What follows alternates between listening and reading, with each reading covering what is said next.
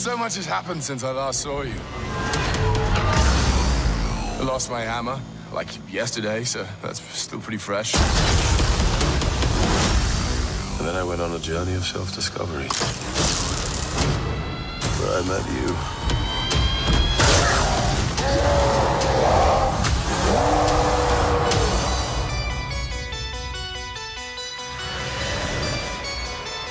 Where are we?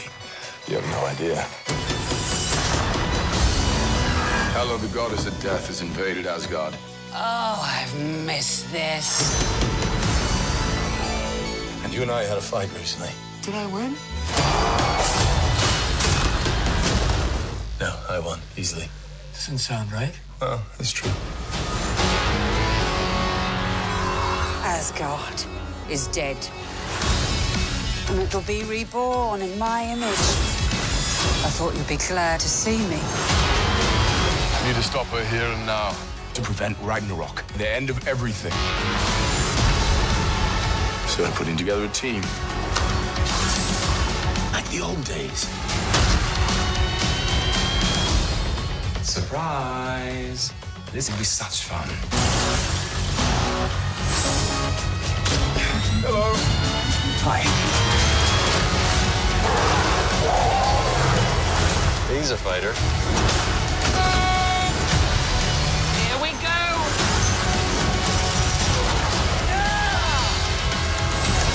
I'm not a queen or a monster. I'm the goddess of death. What were you the god of again?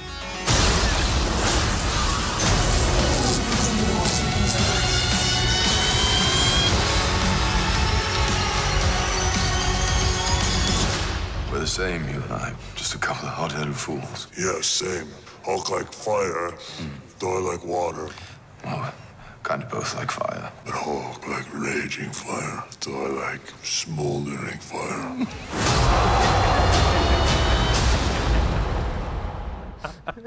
Oh, this is the script. Welcome.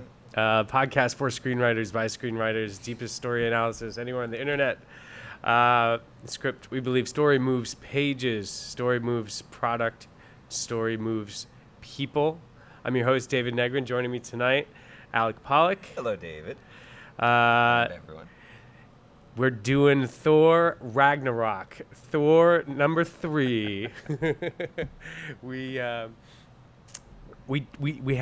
podcast Thor Dark World on this pod. I don't know that I was here for that. You may not have been. I didn't review it What entirely. It was 2-3 years ago. Two-ish. Different director. Different writers. The artist tonight, the director is Taika Waititi, who is from New Zealand, and we know him from What We Do in the Shadows, Yes. which is an incredible mockumentary about vampires, which is hysterical. It's comedy. He directed a film called Hunt for the Wilder People. He is uncredited and wrote the original draft of Moana. Not much survive, but Is that true? yeah. Okay, good but to know. he was in there. He was. His brain was part of it. Also responsible for directing Green Lantern 2011. He directed it. No, he was in it. Or is it in it? He was in it. He was the sidekick. He was the sidekick?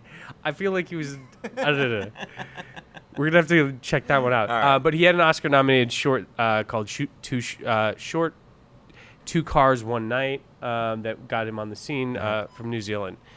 Screenwriters were Eric Pearson, Marvel one-shot Agent Carter coming up, Craig Kyle from the Hulk vs. Animated series, and Christopher Yost, who is well known for writing Star Wars Rebels. Characters by Stan Lee, Larry Lieber, and Jack Kirby, of course. And a lot of this movie was also improv all along the way. Is that right? A lot of improvisational... Yeah. So I think those writers, had worked on the story structure along with Kevin Feige and the Marvel folks. But all along the way, from what I understand, there was a lot of improvisation of the dialogue and playing around with it and just having a lot of fun on set, it seemed like. This film takes the action comedy to the comedic level that it wants to be at. Putting this director, Waititi, if that's how you say his name, at the helm of this is like putting a Judd Apatow or a Nick Kroll, a true comedic director at the helm of a huge, action tentpole. A great choice. Yeah. A great choice. But now you and I have talked about the idea that Big Trouble in Little China is a nice corollary here from you way back you when. brought that up. I'm a big fan. As am I, and I think Taika Waititi also is. Okay. It seems like there's some connection there. But that was John Carpenter. John Carpenter, yeah. But there's such great comedy in Big Trouble in Little China, and there's also these amazing action set pieces. Yeah. And that it's a cult classic because it balances those things as well as a bunch of mythology. You're right. I mean, it's such a great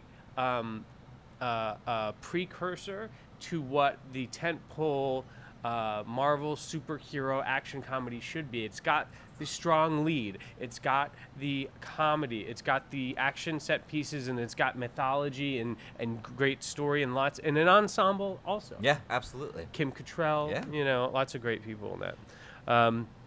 The actor who played Wang. So, yeah, I mean, that was my big up actually for we're gonna do the script instant review segment. We're going to do genre analysis segment. We're going to do structure analysis. We're going to do screenwriting craft issues, and then how it should have ended segment. For the instant review, we were going to do one up, one down. My one up was going to be the choice of this director. Okay. That putting it in the hands of a true comedic director who knows that you don't come to set to read the lines, but to start with a structure of the script and to improvise, with the comedic talents of your actors, including the director, because he played Korg in this, the rock guy. Yeah.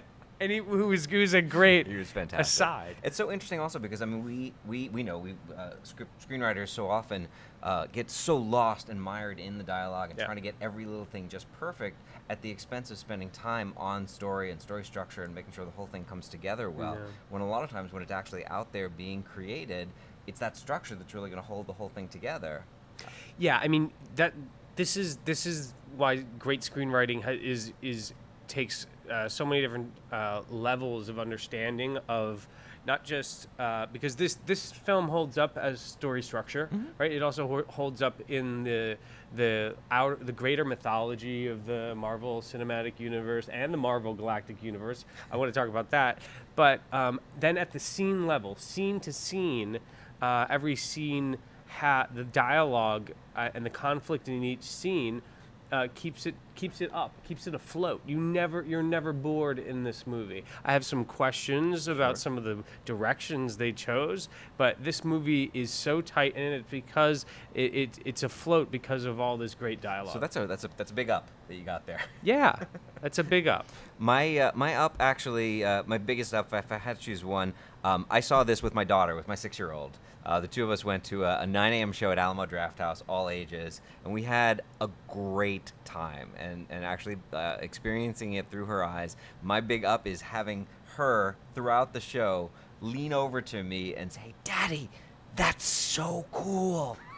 That was the best part for me. Which means it's doing something right. It has to be doing something right. It's inspiring awe. And if I'm right, your daughter never saw the previous Thor films. No, she didn't know She wasn't about worried about continuity. No, she was just experiencing it and experiencing the excitement of it and the moments of awe, the moments of wonder, the moments of, I think, again, we know Kirby was a big influence in terms of the production design, and that kind of like absurdist abstraction of reality that the original Marvel comics were really going for. It's here. Like, they've been able to bring it to screen, and I thought that really, really brought it to life in such a different way. But still, it felt like it was Did your part of daughter the MCU. gravitate to the female characters? Do you think they did a decent job with Valkyrie, with Hela, of creating strong female main characters? She for the film? definitely loved both of those characters. Yeah. She thought Hela was awesome. I mean, she's a big fan of Maleficent, so I think the whole horned character, I think, was in there.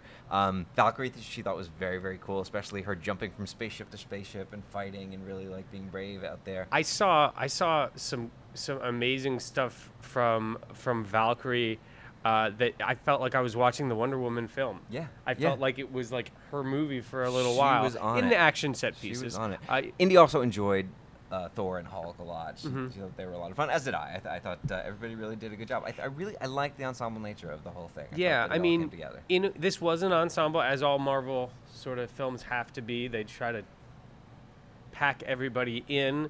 We have at the script we have the superhero tentpole action comedy checklist, because the action comedies for tentpole films are kind of like genres of their own, and there's 5 things that we're looking for when we're trying to see a tentpole action comedy succeed. First is the ratio of action set pieces to story, right? Do we spend 45 minutes in just gratuitous action explosions and with no narrative at all, or do they balance the rate of action set pieces with the story? Character development in an ensemble. If you're going to stick all these characters into the film, we got to make sure they all count, they all matter to the story. Are the action set pieces and the comedic set pieces, are they original? Are they different? Right? Because this is a popcorn movie. It should be funny, and it should be thrilling in ways we haven't seen before. The main plot, number 4, is the overall originality of the superhero plot. Right? Is it a supervillain army comes to take over the world? Right? Yes. Well, it happens to be in this one. Or is it this origin story we've seen over and over again? I don't know. So number 5 is you got to reinvent the names of the superheroes, the suits, the catchphrases. We got to do something different. And I think tonight we want to talk about this film, in terms of those big ones. Let's get into it. I would say my one down is going to go to number 2 on that list, is the character development in an ensemble. Oh, really? Yeah. I think this fell down. I think this did very well as a two-hander between the Hulk and Thor. Uh-huh. And I think it fell down in character development for Loki, for Valkyrie, and for Hela, let alone some of the other straggling characters. Okay? I mean, look, you can't go too far with everybody necessarily.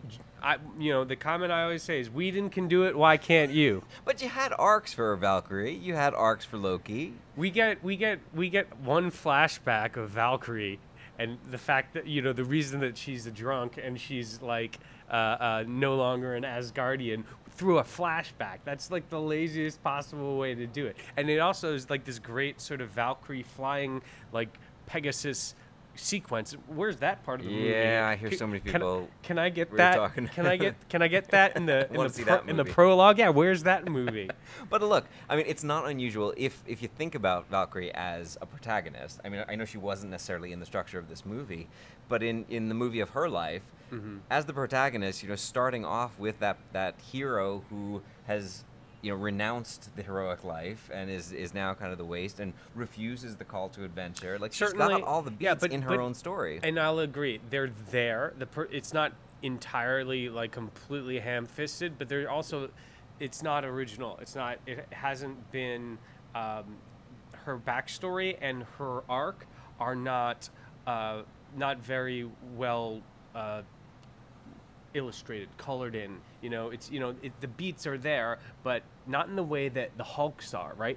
The Hulk's arc in this is so interesting because we find out basically 3/4, or I think it's the midpoint. The midpoint of the movie, we find out that the David Banner has been stuck as the Hulk. Banner.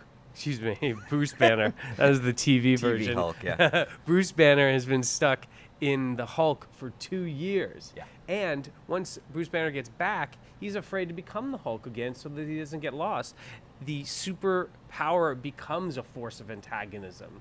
Amazing. That is great. And the Hulk is actually sort of a different character than Bruce Banner. Yeah. And finding, for the first time, we get to meet the Hulk and his personality, and him going tete-a-tete with the Thor, and who's the strongest Avenger. So fun. So wait, so where's the balance? Like, how do you strike that balance then when you're working with an ensemble cast of characters? Because you don't want to go too far with everybody's story, because then you're diverting from your core characters, right? You don't have as many characters, okay? The Heimdall plot in this is ridiculously underserved, okay? You know, we cut to Idris Elba for like 2 scenes in the film. He's starting the revolution. The revolution ends up being like a D plot to this movie. It's totally not necessary. And so I don't know I have no idea how Heimdall got kicked out of the leadership on Asgard. We don't see him form the revolution. We don't see him steal the sword, right? Isn't it him who steals the sword for the transport? Bifrost, yeah. We don't see any of that happen. We certainly don't care about his emotions and his character arc in this. Right. Like I said, you know, I want to find out more about Hela as well. We've got our main antagonist here is just, you know, her backstory is she's the outcast, you know, older sister of Odin, and Odin dies, so she decides to show up. Where's the darkness? Where's the complexity of a Maleficent backstory? As in the Angelina Jolie Maleficent. Yeah. No, I hear you. I hear you. She was definitely kind of like your one-dimensional villain, but again, as far as Marvel villains go, I thought she was pretty interesting in terms of not necessarily being just a redundant version of the hero and a lot of the origin stories that Marvel seems to keep recycling again and again. I mean, but she does fall into that cliche antagonist for a superhero film, which is she shows up, she takes over the planet, she has an army of henchmen that we can throw, you know, bodies at the heroes. So unfortunately, they failed on plot on number 4 from our genre discussion. But are they playing on that being a convention and something that happens again and again? Because Surtur, starts off the movie as this big theoretical force of antagonism, and then he's utilized in the end as part of. Surtur was great. One of my great notes for Act 1 for the setup was it's so awesome to start a movie with Thor fighting a demigod demon. Yeah. You know, who is a worthy adversary. It's so hard to create worthy adversaries for, gods, yeah. Right? So the Surtur character opens up and he beats him, but, he beats him handily. And then it's sort of a surprise when it comes out in the third act that they use him.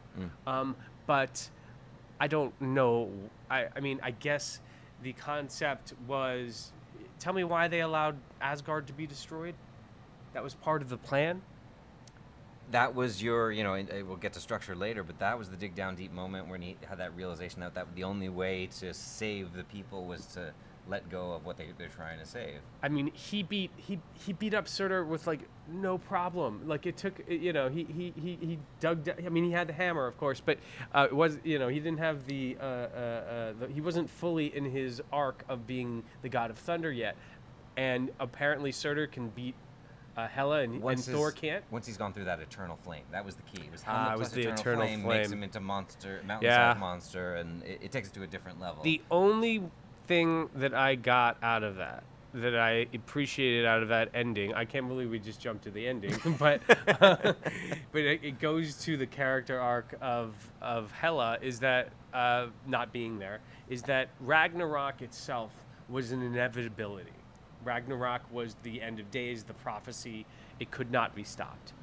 And that's an interesting concept. And that I don't think we've seen before. The idea that, Thor and Asgard is a place that has an end of days, and it's almost like a Kryptonian moment, right? It's the end of the planet, and now they get on a ship and they head to Earth. Yeah, I know we're jumping around a little bit. Yeah. Thematically, we saw a lot of kind of burning things down and then having them come back up and having them be rebuilt. And again, jumping around in our checklist, our superhero checklist. Thor gets burnt down and taken apart and deconstructed. Absolutely. His hair and his right eyeball. Yeah, his hair, his eyeball, his hammer, which is the a hammer. part of his You're identity. absolutely right. So he is completely deconstructed and rebuilt as something completely new. And again, his arc is from someone who rejects the throne at the beginning. It's all about rejecting the throne and being the adventurer. And which is so earned. It's been 3 movies of rejecting the throne. Yeah. And then he finally sits in on the throne at the end. So I mean, that's his rebirth. And it took Ragnarok for that to happen. A burning down of your home. Yeah, Yes, smoldering. Yes. The smoldering. So wait, so my down, I don't know where it fits in Sure. our list though, but I just wanted to make this get in there. Is it was one of my ups that Planet Hulk is on the screen, and we've got the big gladiator Hulk who is on Sakaar, just like in the comic book series. Is Sakaar Planet Hulk? Yeah, yes. In Planet Hulk, he is on Sakaar. Okay. However, it has nothing to do with the Grandmaster or this Contest of Champions or any of that. So they combined Grandmaster and Contest of Champions are a completely different thing. Thor is not in it at all. It's a completely different story. Okay. Planet Hulk is this. It's the Game of Thrones of Hulk stories. Yes. It is Hulk on this alien planet filled with monsters, rich backstories of all the different cultures, And is Bruce Banner's Hulk the central character? He's Hulk, yes. Okay. But Bruce is in it for like a minute, but it's all Hulk, and he's Hulk the whole time. And it's Hulk establishing himself, going from a gladiator and a slave, and it's his rise to power and uniting this planet, fulfilling prophecies. Yeah. It is an epic TV show.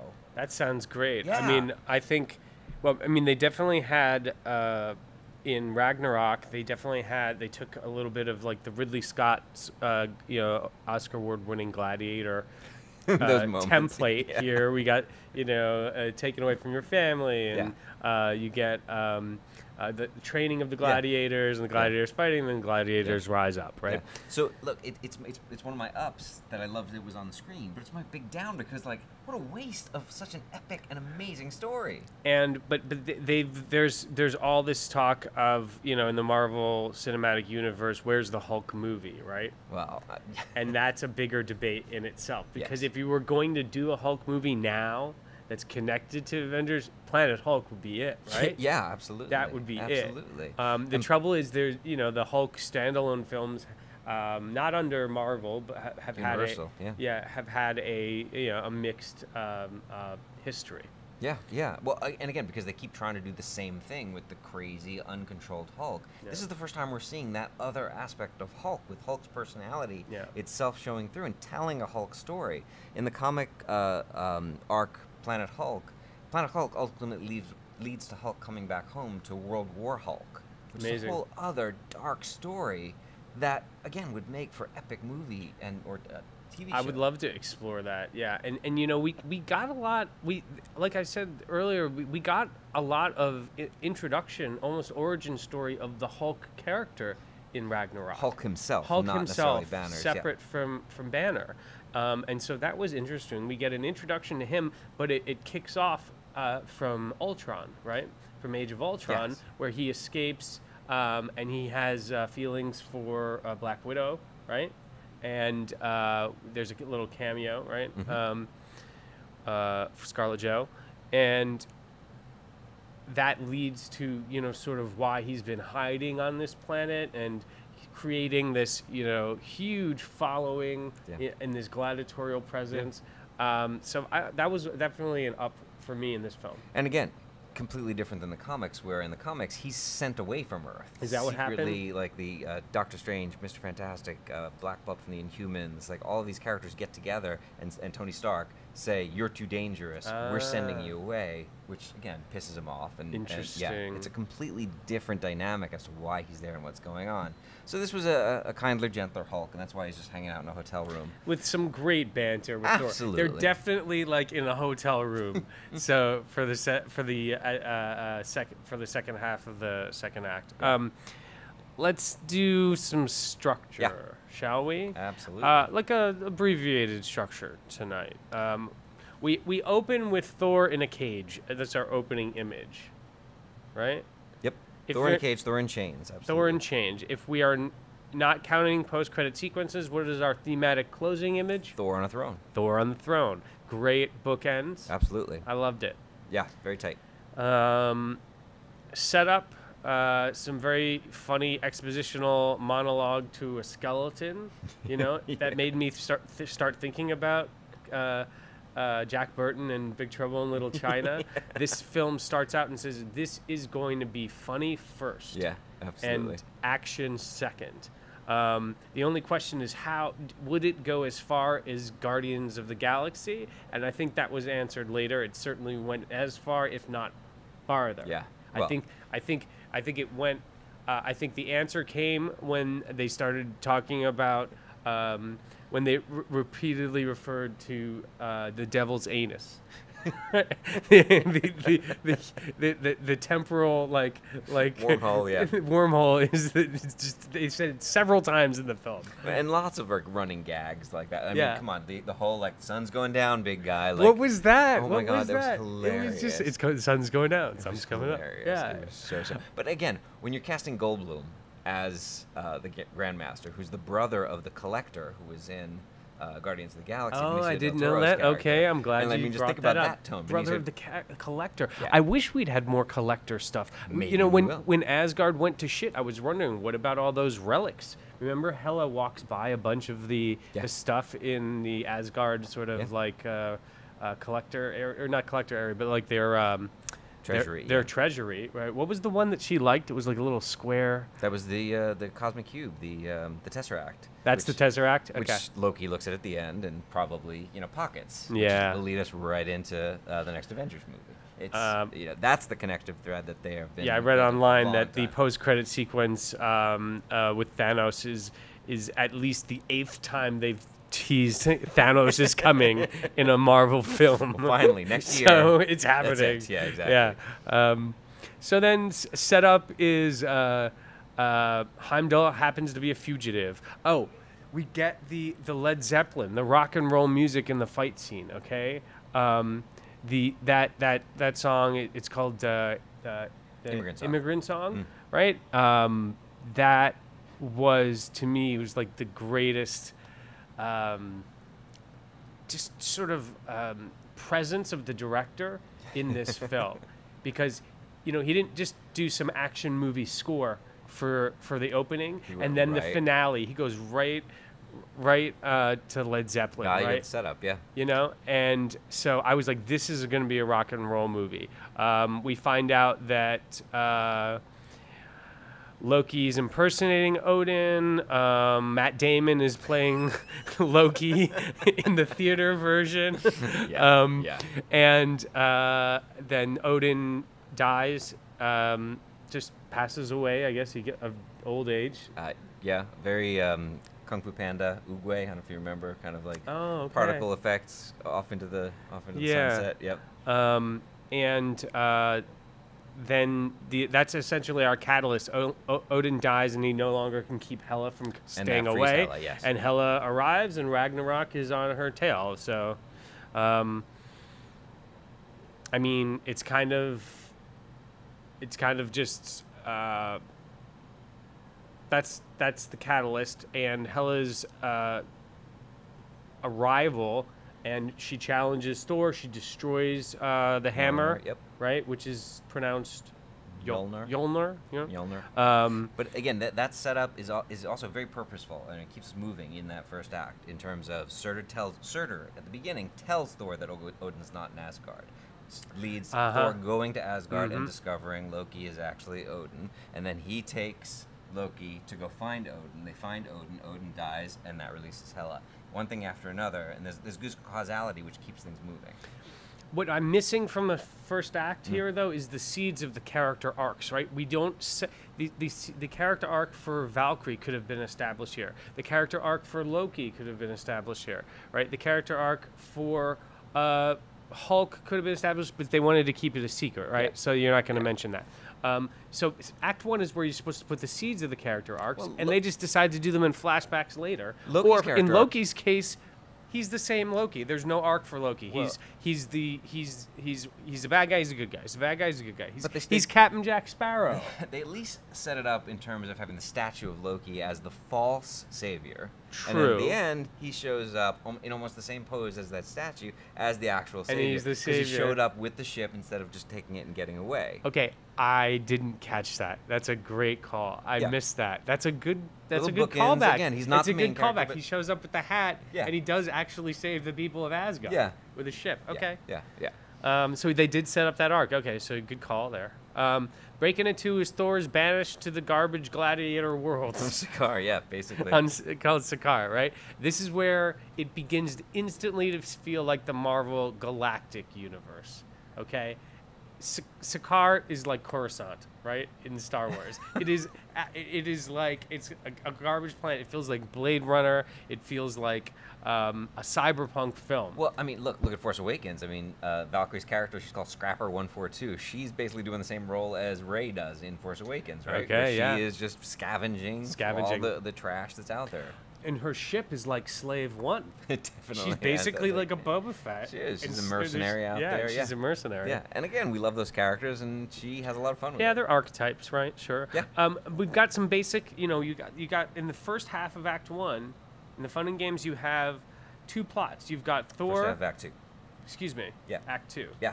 Fun and Games, first half of Act 2, you have 2 plots. You've got the Thor plot, right? And you've got the Hela plot, right? Yes. So the B plot is Hela taking over, very slowly taking over Asgard, okay? And we spend a little bit more time on the A plot, as you would.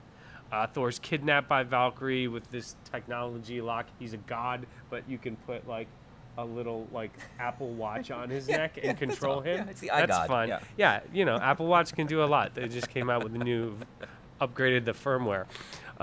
We meet the Grandmaster, who, I don't know, did you get enough of a character from the Grandmaster? You've got Jeff Goldblum, who's a comedic genius, and he's basically, I don't know, I felt like of any of the characters who didn't go off script, it was his character. He was just reading the character's lines, Waititi said that there are hours and hours of additional footage of them just riffing with I Goldblum, can't wait. of just him Goldbluming.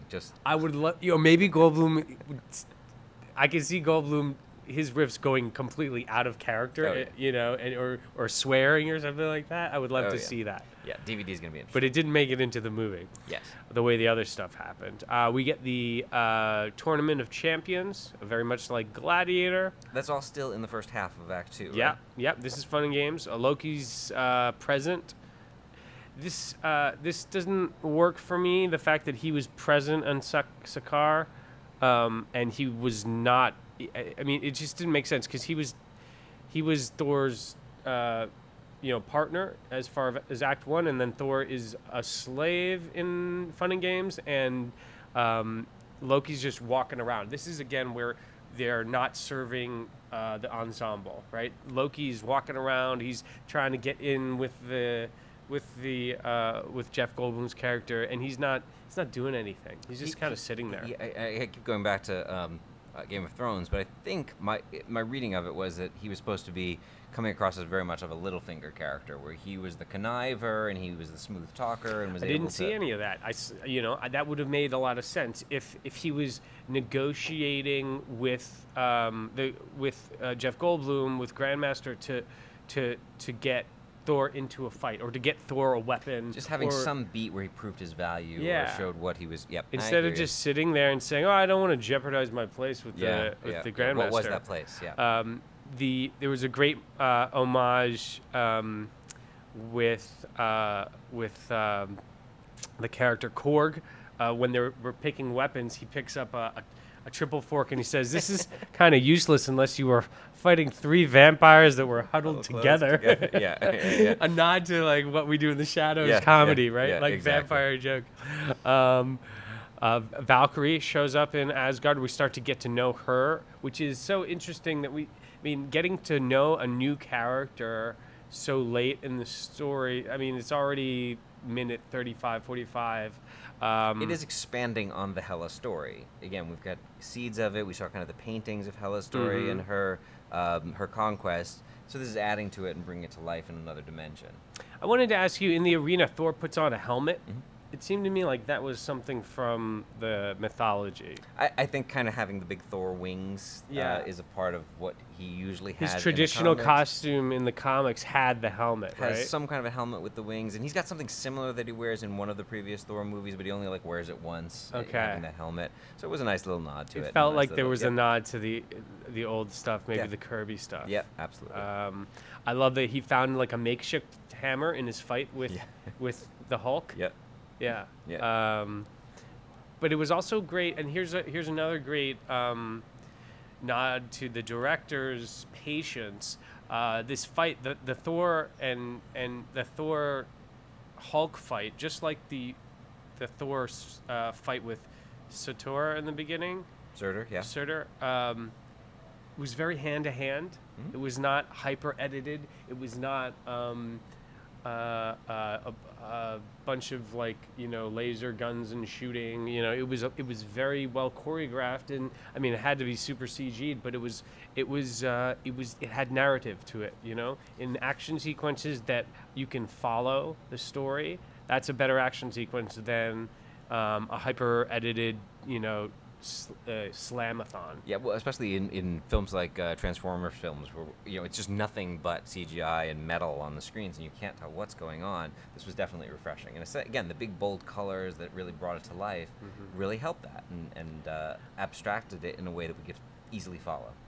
The Thor starts to, for the first time, he gets his lightning in that fight. He starts to feel his lightning, and now that you said it, the fact that the lightning and losing the hammer and him being broken down so he could build back up, that being his arc, now I think back and I think, yeah, there's hints of it, because an arc is supposed to be an emotional experience for the audience. It's not just supposed to be, oh, I get my powers and I'm all grown up. It's supposed to be about him and his dad. And there are some flashbacks to Odin when he's in the third act when he's fighting Hela. Yeah, well, and again, I don't know if that's a flashback or if he's kind of communing with his essence. Excuse me, yeah, or not necessarily whatnot. a flashback, but he's communicating with his dad. Yeah. One of the best lines is when Odin actually says, "Are you the god of hammers?" Right. It's That great fantastic. line. Yeah. The trouble is, I didn't feel the father-son connection enough in Act 1. They didn't set that arc enough in Act 1, because all you see of Odin and Thor is Odin's already ready to go, and Thor's not very sad about it, because too soon after Odin's death, which is, I'm not even sure if he's dead because he kind of flew off in particles, we don't see the loss or feel the loss that Thor feels that will be regained in his character arc when he sort of takes his father's place in more ways than one. And it wouldn't have taken much. No, just a little bit of emotional connection between, there was one line where he says, "My sons, I love you." He actually said that. I was like, oh, this director took a moment. He said, I need a father-son moment. And he, Odin says to his sons, "I love you," and It's that a was family really, moment, yeah. and it was nice because that connected us. Do But I you wanted think that more. do you think that it's a little too reliant on the fact that maybe if you watch all three movies together and got that flow, there would be enough resonance from the first couple where it was a lot more of that Well, familial? yeah, he had a very complicated relationship with Odin. Yeah. First movie entirely, his father kicked him out, right? Yeah, and Frigga dies. The mother dies. In that second movie, film, and it's yeah. very emotional and very heavy. And this kind of just swung completely in the other direction. They could have cut some pieces of those previous family issues into this act for one, and to give us a stronger character arc for Thor when he becomes this king, in the image of Odin. One eye, short hair, no hammer, all that. We just jumping around a little bit. I had a little trouble trying to figure out where our all is lost moment was. Yes. And again, I think that. So let's jump even just first. Mini all is lost Midpoint, moments I believe, for the A story was Hela decides to leave Asgard, right? And she can't because there's no sword. And then the midpoint for Thor is after the Hulk-Thor fight, Thor decides to escape Sakaar. Yeah. Okay, bad guys close in. Hela is like, the Hela plot goes away, right? Her rule is pretty boring. She's flirting with Scourge. Heimdall is protecting Asgard, but we lose this B plot. Then the A plot is Thor's trying to get off Ragnarok. We get to the low point. What did you have for the low point? Well, again, I think that was my. I was like, what? Where was our low point here? Where was our moment where it looks like they're not gonna get into the wormhole? Like there was nothing like that. The closest thing I had, there was that destruction of the Quinjet. He thought he was gonna have it, but he wasn't. And that was a little too early. And then Loki betrayed Thor, so you had a quick minute of like, oh, wait a minute, is this all gonna fall apart? A low point can be multi-plot. You can have low points for all of them. I just don't think any of them were very low. You're right. They lost the Quinjet, but that's the same time where Hulk realizes that he had feelings for Scarlett Johansson. So Black there's Widow. a Black Widow. So that's a low point there. Loki betrays them right then. Also, in the Hela plot, Scourge is going to execute the innocent blonde woman, and there's some guy who's like, "Oh, I'll tell you where the sword is." So that then is It's a the kind low of the point that's kind out of there. the whiff of No, death. I hear you. Okay. Wasn't a strong one. We didn't lose a main character. In fact, I think the entire third act, having Scourge in the movie entirely, was so that somebody could die. No one in the movie dies except Scourge. And Hela, theoretically. Hela, maybe. So breaking into the third act is the final fight. And then the finale, which we don't usually go into the detail on, but Yeah. this was so structured, so beat by beat for the finale in terms of gathering the team up for the fight with all of your different players, storming the castle with the stand on the Asgardian bridge, Hightower surprise. Hela is like so much more powerful than they ever expected, and everything that they do couldn't do it. I would imagine that's as much a surprise as we got. And then that dig down deep moment of Thor communing with Odin really was that moment where To he get had his Force lightning. Well, it was that, he get his Force lightning, but also to accept Ragnarok, to expect, like, that was the thing, like, oh, I've got to completely rethink the way that I'm approaching this. I wish that they would have paid lip service to that Thor could have at least just said that I need to let Asgard go. And then they do have that line that Asgard is the people, it's not the place. Yeah. But the idea that we've got to allow this place to be destroyed, it would have been nice to hear. That would have been nice in the communing with Odin, as opposed to right afterwards. See, and that that is an emotional moment because the father. It's like the father. If Odin had said it, it would have been like saying, "Let me go." Yeah, but then we wouldn't have had a God of Hammers line. That God of Hammers line. They went for the joke. For the comedy. All right. The final fight montage with the Led Zeppelin song was amazing. I would have ended the movie there. They had a bunch of action sequences after that. I would have ended it right there. It was a great action montage. I mean, for our final thoughts, how it should have ended, I would have gone out on that montage. I would have gone out, with they win the fight, right? The planet, they allow the planet to destroy itself. They get on the ship and they do a sort of a Star Wars throne room scene. So right? you, like the Surtur stuff was like too much for you, like that. So secondary. So weaving that in a bit. Once we got off Sakaar, I didn't care about Sakaar. The Surtur thing, that's fine. The idea that they had to destroy the place, but they had a bunch of sequences with Scourge after that you don't care about. Yeah, totally took you out of it. Yeah, I agree about that. And also, sadly, the Idris Elba character, Heimdall's role in it, they try to sew that up at the end, and I didn't care that much about it because they didn't serve that plot enough, that character enough. I hear you. Post-credit sequence, yet another Thanos is coming. Yes. And then the Grandmaster's still alive. Yes. It's a tie. Exactly, and perhaps to pair with his brother yet another day. Benicio del Toro. I didn't know they were brothers. That'll be fun. The Collector and the Grandmaster. Exactly. Awesome. So fun stuff. Looking forward to Infinity War in 2018. Okay, anything you're dying to say that you didn't get to say tonight? Again, from the comic book I world? had a lot of fun with the movie. More fun, I think, than any other Marvel movie. That, again, the Marvel movies we always talk about, they are more fun than the movies from the DC universe, than the Justice Leagues and the Batmans and Suicide Squads and whatnot. But this just took that fun to a whole other level. I'm wondering if it's from the fun that they had with Deadpool, again, in a more R-rated way. And Deadpool, is and I'll agree, this is the biggest, choice, correct choice when you put on an A-list comedic talent in the director who can allow the comedy to balance out all the action. You've got, a blockbuster hit. That's what they want for a popcorn movie. Absolutely. If you get a little bit of the emotion in there, I wanted a little bit more character arcs in there. It would have been perfection. But I think this is one of the,